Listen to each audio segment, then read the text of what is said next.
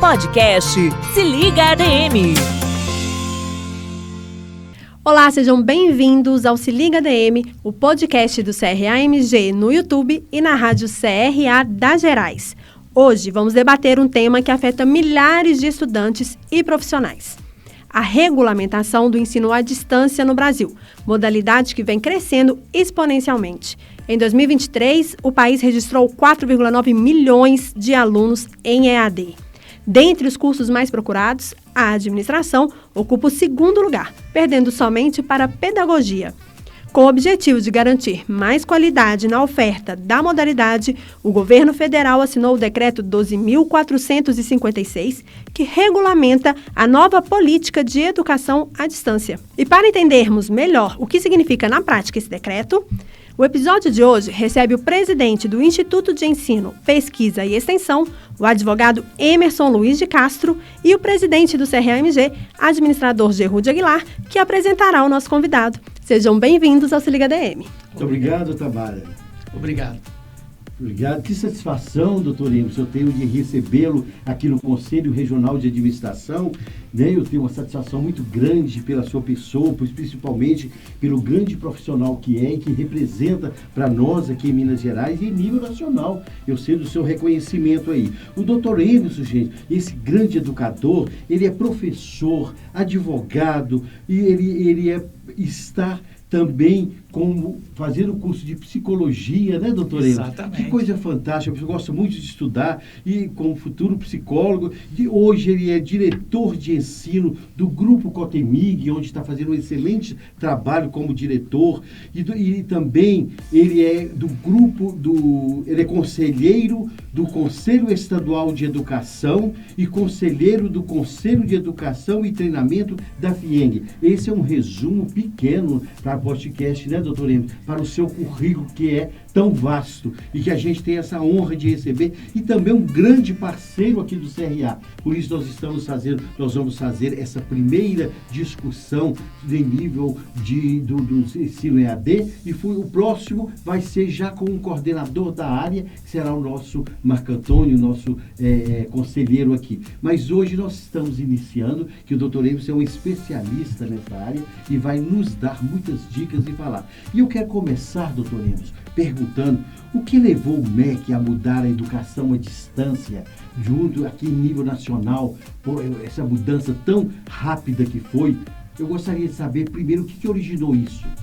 Bem, a primeira situação que nós queremos colocar aqui, presidente, agradecendo inicialmente as suas homenagens e as suas palavras muito, muito carinhosas, é que a educação à distância, nos últimos anos, ela tem crescido mais do que a educação presencial. E o leque de cursos que utilizavam a educação à distância também, parcialmente ou integralmente, aumentaram muito. Também nós tivemos uma explosão dos polos de educação à distância no Brasil todo, sem uma medida de qualidade desses polos, do funcionamento desses polos. Em contrapartida também, existiram pressões de determinados setores, especialmente o setor da saúde e o da área jurídica, com relação ao lançamento de cursos nessas áreas, utilizando-se a educação à distância. A antiga regulamentação, ela dava algumas permissões e algumas brechas que possibilitavam essa expansão e principalmente a atuação nesses dois segmentos. A Ordem dos Advogados do Brasil sempre se colocou contrariamente, a área de saúde, especialmente os cursos de medicina, o Conselho Federal de Medicina se colocava também contra isso, mas o MEC ele tinha dentro da legislação anterior os cursos 100% presenciais e tinha também, em algumas situações, cursos que poderiam ir até 40% da carga horária dos seus currículos na modalidade educação à distância. Por outro lado, uma pressão também nas licenciaturas, né, que é a formação de professores. Nós tivemos uma explosão enorme e começaram, então, a alguns indícios da baixa qualidade desses cursos, ou seja, da falta de presencialidade, da falta de avaliações, da falta principalmente de atividades como estágio, por exemplo, necessárias à complementação da formação desses profissionais. Esse cenário todo, ainda mais num ambiente bastante competitivo como é a educação, nós tivemos, então, uma série de atuações do Ministério da Educação com grupos de discussão, liminares das instituições privadas, chegando até o STF, questões dentro do Congresso Nacional, mas que chegaram a um bom termo. Então, foi a edição aí do Decreto-Lei 12.456, que realmente reorganizou a educação à distância aqui no Brasil. Interessante, né, Tamara, que você disse aí que nós somos o segundo. segundo. Não é isso?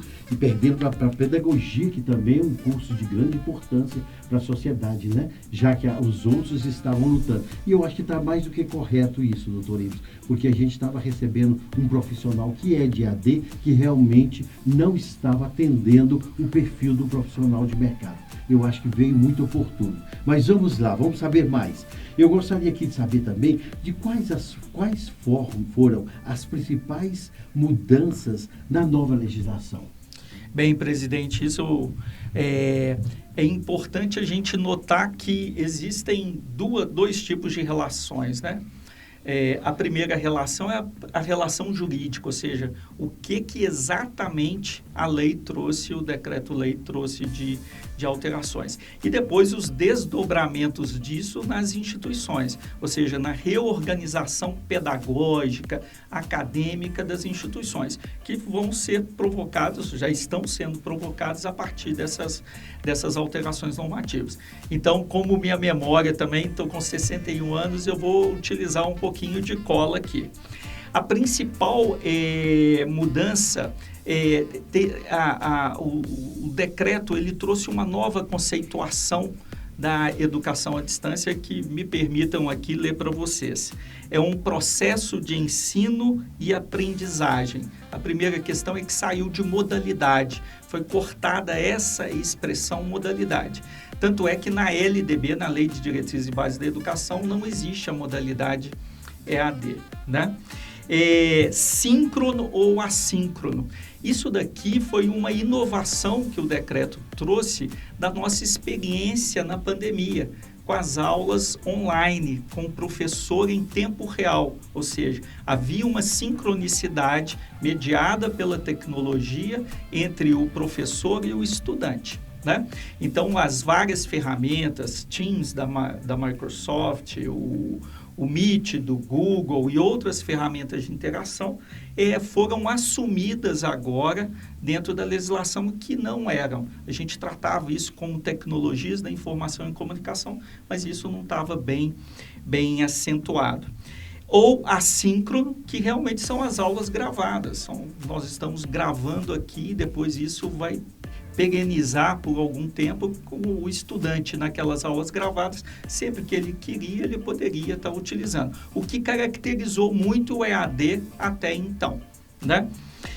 Realizado com o uso de tecnologias da informação e comunicação, onde o estudante, o docente ou outro responsável pela atividade formativa, e a gente vai ver lá na frente que se mantém a figura do tutor, mas o tutor ele cai de importância, de relevância no processo ensino-aprendizagem na educação à distância. Ele é praticamente agora tem uma função administrativa de determinados controles e surge o mediador pedagógico, que é uma outra figura que vai atuar na educação à distância, que estão em tempos e lugares diversos, né?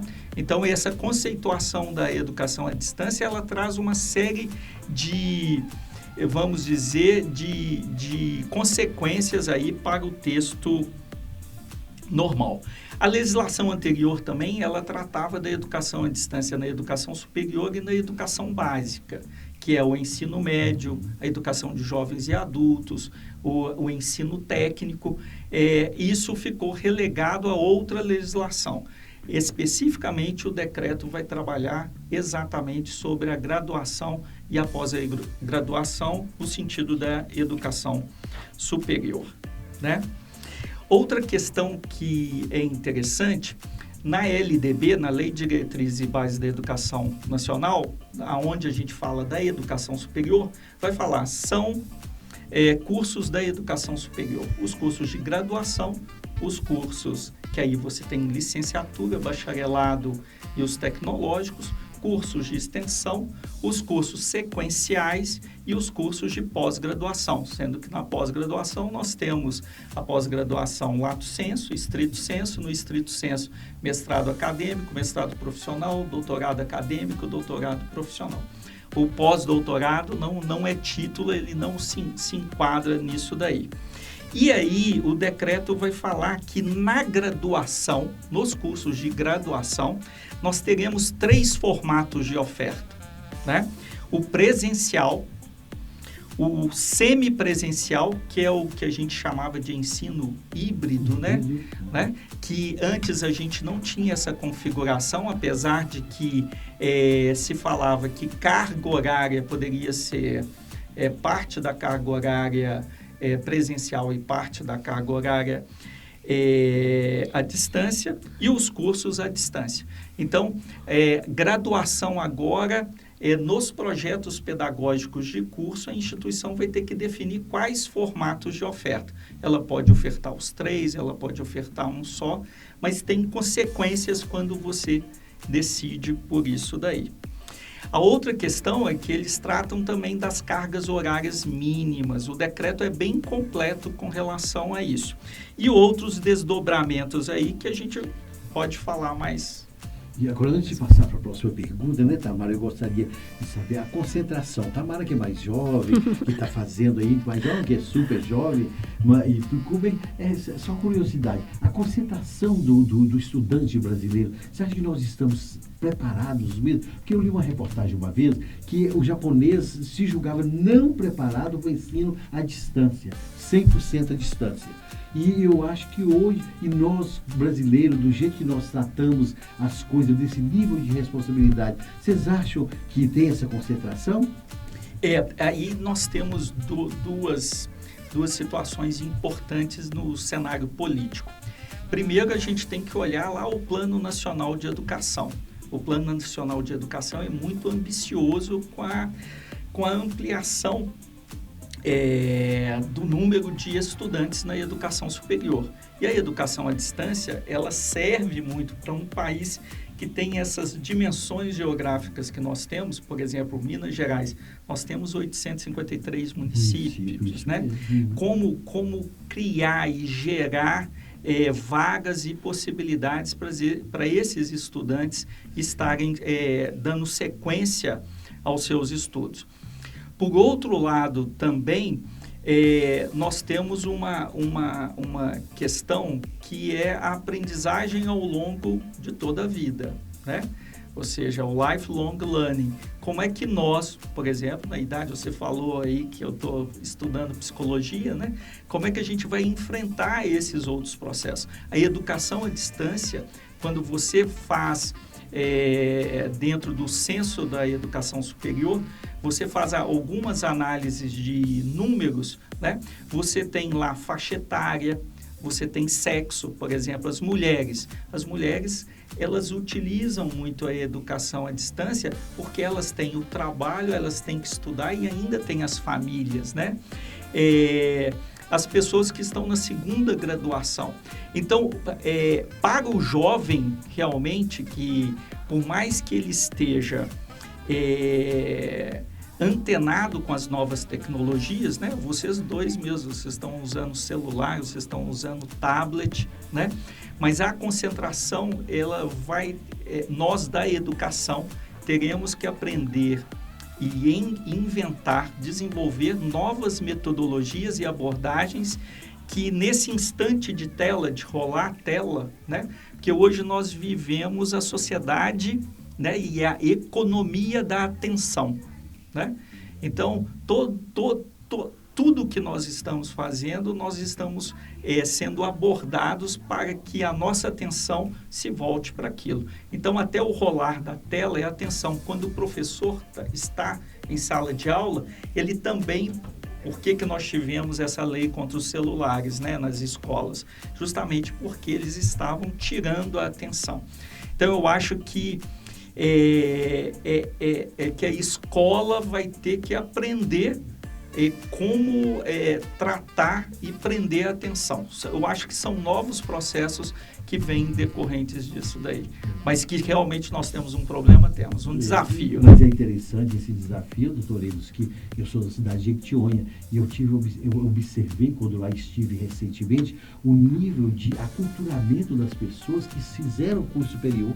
Tamaram pessoas que não tinham oportunidade, são administradores, são outros pedagogos e outras profissões que estão fazendo e que antes jamais poderiam fazer uma faculdade, já que tendo EAD estão fazendo. E isso realmente deu uma cara nova. Muito interessante essa colocação. Muito obrigado, viu?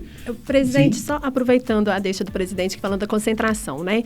E com relação à pesquisa, né, à extensão, porque a gente fez uma matéria ano passado na RMA, né, a revista aqui que o CRA-MG publica, que falava justamente dessa falta de interesse dos alunos da graduação pela extensão, pela pesquisa, né? Como os professores estavam trabalhando isso. No EAD, é ainda mais difícil esse interesse? Ele é mais desafiador.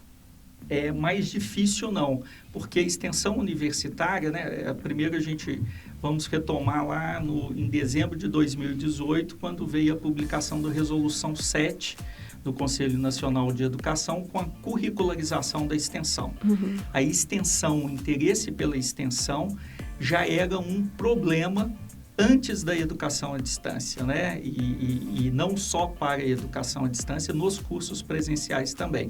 Tanto é que para as instituições assumirem o caráter extensionista, né? Uhum. Foi elaborada e publicada essa resolução que traz a obrigatoriedade que 10% da carga horária de todos os cursos de graduação tem que ser em atividade de extensão. Isso tem um fator muito expressivo, é que o estudante fica com a extensão, ele fica mais próximo da sociedade, da sua realidade, ele consegue trabalhar projetos de intervenção, né? E consegue também aplicar os seus conhecimentos e a sua teoria. O princípio da Universidade Brasileira é o tripé ensino, pesquisa e extensão. Essa extensão é esse alinhamento. Uhum. No decreto, inclusive, tem uma situação que fala de ambientes profissionais. As instituições, na revisão desses projetos pedagógicos de curso, já dentro da nova perspectiva da EAD, vão trazer possibilidades muito mais inovadoras, muito mais desafiadoras para os seus estudantes. A própria metodologia de aprendizagem por problemas, por projetos, essas metodologias vão poder ser utilizadas justamente para esse componente curricular, a extensão. Agora, a pesquisa é uma questão vocacionada mesmo, né? Se nós falarmos dentro de da organização universitária, nós temos as faculdades isoladas, que elas têm que ter uma excelência no seu ensino e podem ter atividades de iniciação científica, né? Mas é uma iniciação. Os centros universitários que têm mais autonomia, que têm que ter excelência no ensino, obrigatoriamente tem que ter a iniciação científica, e as universidades, que aí já tem que ter os seus programas de estrito senso, que aí é a pesquisa já aplicada e desenvolvida. Mas eu creio que o ato de investigar é um ato que ele vem de investigar, pesquisar, ele tem que ser plantado, semeado no hábito de estudar, né? Uhum. De gerar curiosidade. Excelente, dá um esclarecimento ótimo, né, Tamara? Uhum. Então, já que nós estamos falando de administradores para cursos de administração, quais os pontos de atenção que os cursos da área de administração devem levar em consideração? Bem, o decreto ele é muito claro com relação, primeiramente, à escolha que os cursos farão, que as instituições farão para os seus cursos naqueles formatos que eu falei anteriormente, presencial, semipresencial ou à distância, né? As instituições, logo que o decreto foi publicado, ele deu um prazo para que essas instituições já fizessem essas adaptações. Isso vai ser muito importante, porque ela vai claramente assumir uma postura com relação a isso. E a inteligência do decreto, ela é muito interessante, porque as diretrizes curriculares dos cursos de administração vão poder, nas suas atualizações, trazer outros percentuais que não os mínimos aqui em termos de educação à distância. Então, quando o Conselho Nacional de Educação for discutir as novas diretrizes curriculares dos cursos de administração, eu acredito que os conselhos profissionais vão poder atuar, o CFA especialmente, na melhor formatação desses cursos, né? Agora, o maior desafio é realmente adequar o projeto pedagógico do curso ao formato escolhido, porque as grandes instituições que têm redes, né, os grandes grupos educacionais, eles farão isso de um formato só. É muito fácil. Agora, as pequenas instituições, as instituições do interior, elas realmente vão ter que pensar um pouco na sua vocação e nos desafios que a nova legislação traz. Agora, especialmente para os administradores, para os cursos de administração, eu vejo os componentes de estágio, eu vejo os trabalhos de conclusão de curso, as atividades de extensão, esse aproveitamento dessa expressão ambientes profissionais, como é que eu vejo isso com esses estudantes que estão distante de mim, né, ou estão ligados aos polos, como é que eu vou trabalhar essa inserção e essa utilização dessas possibilidades que o decreto traz. Que bom, porque eu rodo muito o estado de Minas, e quando vou no interior às vezes mais distante, eles perguntam, professor Jeru, eu gostaria de fazer um estágio em Belo Horizonte, eu estou aqui no interior, na área de um segmento que tem lá, que é mais dinâmico, e como é que eu poderia fazer? Eu acredito que agora vai ter uma preocupação maior até de dar essa possibilidade para o aluno. Isso é engraçado, porque isso inclusive já poderia. Tem um aspecto muito interessante que a gente não utiliza, né? Porque ele é dispendioso, mas é um intercâmbio estudantil, um intercâmbio docente. Então, essas instituições do interior devem fazer convênio com instituições aqui da capital para receber seus estudantes, né? Inclusive, quando a gente faz intercâmbio externo, você fica hospedado em casa de família, né? Então, famílias de estudantes aqui da capital poderiam estar recebendo estudantes do interior. E isso é plenamente, muito bem avaliado pelo Ministério da Educação. Esse intercâmbio pode acontecer, inclusive, com professores, estudantes daqui que queiram viver outras realidades, né? Minas Gerais é rico em arranjos produtivos locais específicos nas diversas regiões, então isso enriqueceria muito o currículo desses estudantes e desses professores. Fantástico, eu acho que vai dar uma deixa para nós pensarmos aqui, para estimular isso, né, Tamara, aqui no Conselho, para mostrar, porque eles perguntam muito isso para nós. Bem, vamos dar sequência. Então, no seu ponto de vista, a nova legislação restringe a educação à distância? Olha, ela restringe de um certo aspecto, né? É sempre aquela visão do copo meio cheio e meio vazio.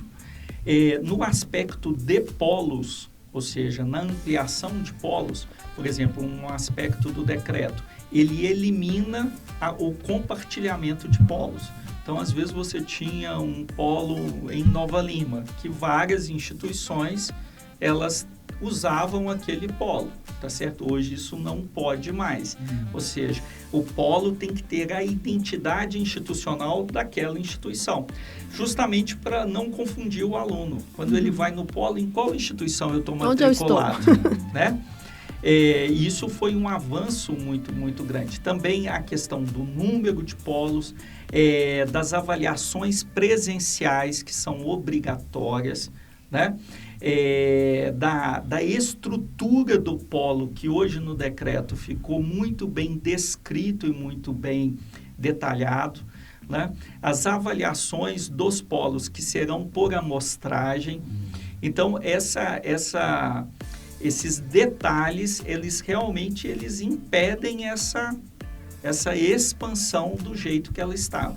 Então, cada instituição agora vai ter que ver seu modelo de negócio, que é principalmente as privadas, elas têm todos os seus custos, todos os seus orçamentos dentro de um cenário. Esse cenário novo, ele traz uma nova composição de custos. E aí é que eu acho que vai existir uma certa restrição em função do custo da mensalidade que deve aumentar. Porque para manter esses níveis e esse padrão de qualidade, cursos a R$ 99,90 não vão ser mais possíveis.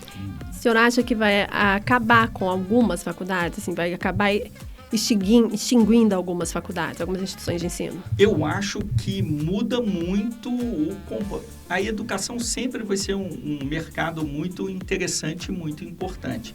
Mas eu acho o modelo de negócio, de oferta, eu agora tenho que ter as atividades presenciais obrigatórias, né? Então, o custo do polo, a própria estrutura do polo para poder receber esses alunos, tudo isso vai afetar enormemente. Pode ser, mas a gente sempre vê que o mercado de educação brasileiro ele está se fundindo muito, né? Então, você está tendo muitas aquisições, muitas fusões e tudo mais. Sim. Mas eu vejo, por outro lado, que as instituições menores que sofriam uma concorrência muito grande da EAD em função do preço. Agora conseguem um respiro, né? Justamente para começar a equilibrar e redesenhar os seus programas. E só completando, como é que vai ser para não vulgarizar o não cumprimento da lei? As faculdades o MEC vai continuar com aquela fiscalização com mais ativa, com mais presencial? Será que vai ter esse olhar para essa nova mudança? Que isso vai ter grandes alterações no processo próprio de fiscalização do MEC, né? Sim, a começar agora pelos novos instrumentos de avaliação. Então, o que o MEC fez? O MEC suspendeu todas as avaliações, ele trouxe um prazo em que ele joga as avaliações para um período lá na frente, justamente para ter um tempo para redefinir os instrumentos de avaliação que já entraram em consulta pública, então eles já foram redefinidos com os quesitos redesenhados, adequados à nova legislação, para que os avaliadores sejam treinados e possam entrar em campo para, dentro desses novos critérios, fazer as avaliações. Eu acredito que o Ministério da Educação e as avaliações são feitas pelo INEP, né, que é um instituto de avaliação. Eu acredito que elas serão muito mais atentas e muito mais pormenorizadas nesse primeiro momento. E o próprio mercado também se regula, porque essa questão da educação à distância veio em função de uma série de denúncias no site do MEC e tudo mais. Então, os próprios estudantes são muito importantes, né, para fiscalizar, para apontar irregularidades e brigar, realmente defender a educação de qualidade. Aí isso é até a nossa próxima pergunta. E como os estudantes devem comportar com essas mudanças que estão tendo? Como eles estão comportando diante desse novo cenário? Como é que eles estão vendo isso? Na sua opinião, tem assim, os estudantes estão animados, como é que eles manifestaram? Porque tudo faz em prol do estudante, né? Sim. O que eu acredito é que hoje nós não temos uma informação muito consistente com relação à percepção do estudante com relação a essas mudanças. Lá mesmo onde eu estudo, uma colega lá perguntou para o professor, e agora, como é que a gente vai ficar e tudo mais? Mas, assim, uma pergunta muito pontual, né? O que eu vejo é que os estudantes hoje, eles têm que ter uma participação nos órgãos colegiados de cada curso, da instituição, nos conselhos, representantes de turma e tudo mais, e realmente dialogar com a instituição sobre a implementação desse processo, né?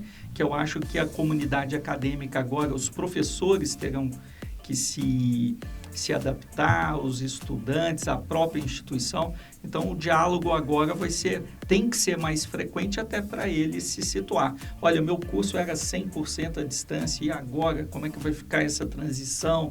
Como é que vocês fizeram? Quais as opções, quais os formatos que vocês optaram, né? Essa migração, eu acho que isso vai abrir um ponto de diálogo e de interesse dentro dessa interlocução acadêmica aí dos estudantes. Que bom. Lemos pelo tempo, né? A gente gostaria de ficar mais tempo, né, Tamara? Rende bastante o assunto. O assunto, nós podemos até desdobrar futuramente, né, Tamara? Com certeza. Que eu acho que a gente tem muita coisa para saber. Então, como a gente está chegando, lamentavelmente, ao final, que a gente tem que fazer a última pergunta, eu queria a sua opinião com relação a essa implementação. Qual que é o resultado dela diante do cenário? Como é que a sua pessoa está enxergando como professor, como diretor e como estudante que está nas três searas? Como é que você está vendo essas mudanças para a gente, e sua vontade para você encerrar a sua fala? Ok, presidente. O que eu falo é o seguinte: todo educador tem um coração repleto de esperança, né? Toda mudança, ela traz incômodos, traz percalços, mas eu acho que esses pontos são pontos muito importantes, muito relevantes, e o próprio Ministério da Educação, ele foi muito inteligente em ter um decreto, e a regulamentação do decreto está sendo feita através de portarias. Então, o próprio mercado, a interlocução das instituições, das entidades representativas das instituições, tem feito uma interlocução. Então, eu acho que a gente vai precisar ver um pouco, mas eu vejo com otimismo, realmente, entendendo que esse movimento todo é para uma educação de qualidade. Isso é que a gente espera, isso que o povo brasileiro merece, né? Nós de Minas merecemos. Que ótimo. Tamara, você tem alguma pergunta final para o doutor Emerson? Não, eu só tenho, parabenizar e agradecer por todo esse conhecimento compartilhado conosco, né? E é bom, presidente, a gente encerrar com uma palavra de otimismo, né? De esperança, de que vai acabar bem, que vai ser o melhor para todos nós, né? Exatamente, nós só temos que agradecer ao doutor Emerson, que, para quem não sabe, o doutor Emerson também é um grande colaborador aqui no Conselho, que cuida da nossa revista, que saiu, Tamara, que eu vi hoje, né? Até você teve a vontade de passar, está fantástica, está muito bom, que vocês vão receber. Então, nós agradecemos, é uma oportunidade que eu agradeço de estarmos contribuindo com a evolução da educação, que é o papel do Conselho. Muito obrigado e até o próximo encontro.